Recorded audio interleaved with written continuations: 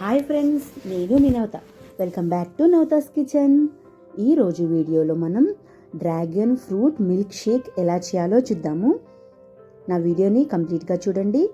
Video కనుక నచ్చితే like చేయండి. నా ఛానల్ని మీరు కొత్తగా చూస్తుంటే సబ్స్క్రైబ్ కూడా చేసేసుకోండి. డ్రాగన్ ఫ్రూట్లో అయితే దీంట్లో ఉండే పోషక విలువలు ఏంటో మనకు తెలుసుకుందాము. సో డ్రాగన్ ఫ్రూట్లో అయితే ఐరన్, కాల్షియం అయితే మనకి లభిస్తాయి. Magnesium, vitamin C, B1, B2, B3, omega fatty acids ఇవన్నీ మనకి డ్రాగన్ ఫ్రూట్ నుంచి లభిస్తాయి. సో హెల్తీ డ్రింక్ అనమాట, హెల్తీ ఫ్రూట్. నెక్స్ట్ మనం డ్రాగన్ ఫ్రూట్స్ తీసేసుకొని ఒక 3 డ్రాగన్ ఫ్రూట్ తీసేసుకొని దానిపైన ఉండే స్కిన్ అయితే తీసేసుకుందాము. డ్రాగన్ ఫ్రూట్ చూడడానికి కలర్ఫుల్గా ఉంది కదా, టేస్టీగా కూడా ఉంది డ్రాగన్ ఫ్రూట్స్. సో ఇలా దానిపైన ఉండే స్కిన్ అయితే తీసేసుకుందాము. ఇలా స్కిన్ తీసేసిన డ్రాగన్ ఫ్రూట్స్ని పీసెస్గా అయితే కట్ చేసేసుకుందాము. నెక్స్ట్ లోపల ఉండే ఈ గింజలు ఉన్నాయి కదా, దీంట్లోనే మనకు ఒమేగా 3 ఫ్యాటీ యాసిడ్స్ అనేది లభిస్తాయి. మన గుండె పనితీరుకి హెల్ప్ అవుతుంది, గుండెకి మంచిదనమాట ఇందులో ఉండే ఒమేగా 3 ఫ్యాటీ యాసిడ్స్ అనేవి. నెక్స్ట్ ఇలా కట్ చేసుకున్న